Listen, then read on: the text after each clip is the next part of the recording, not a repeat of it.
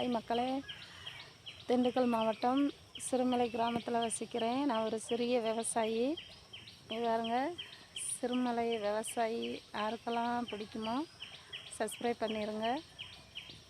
எங்கள் ரோடு எப்படி இருக்குன்னு பார்த்தீங்களா? இந்த ரோடு தான் சிறுமலை ரோடு.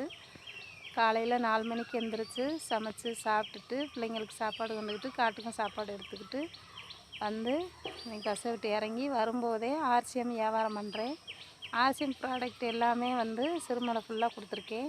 டீ தூள், பேஸ்ட்டு, ப்ரெஸ்ஸு, எண்ணெய் எல்லாமே கொடுத்துருக்கேன். உமன் டேப்லெட்டு, மென் டேப்லெட்டு, சுகருக்கான டேப்லெட்டு எல்லாமே கொடுத்துருக்கேன். அவங்களுக்கு எல்லாம் சப்ளை கொடுத்துட்டு நான் பஸ்ஸை விட்டு 7 மணிக்கு இறங்கினேன். இன்றைக்கி இவ்வளோ நேரம் ஆயிடுச்சு. இவ்வளோ நேரம் முடிஞ்சு இப்போ என் காட்டோட என்ட்ரன்ஸுக்கு வந்துட்டேன். இதுதான் எங்களோட காடோட என்ட்ரன்ஸில் நிற்கிறேன் நான். பாருங்கள்,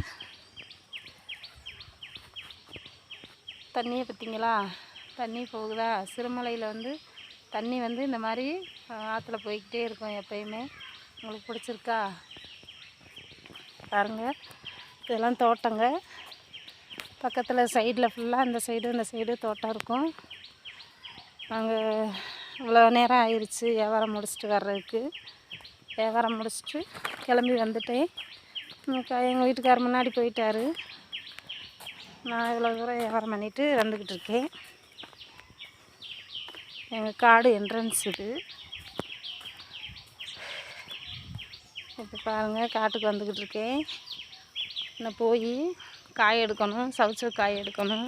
காய் எடுத்துகிட்டு சாயந்தரம் 5 மணி ஆயிரும் நாங்கள் போக. 5 மணிக்கு பிற்பாடு திண்டுக்கல் போகணும்.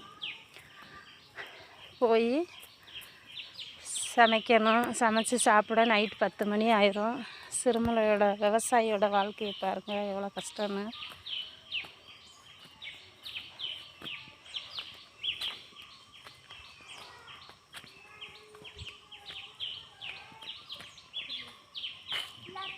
சாமியா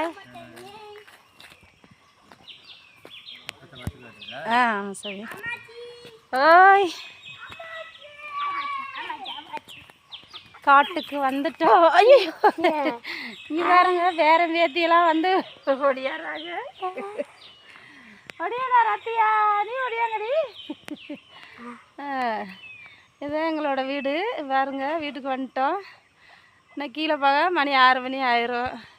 பிடிச்சிருந்தா சப்ஸ்கிரைப் பண்ணுங்கள். நன்றி, வணக்கம்.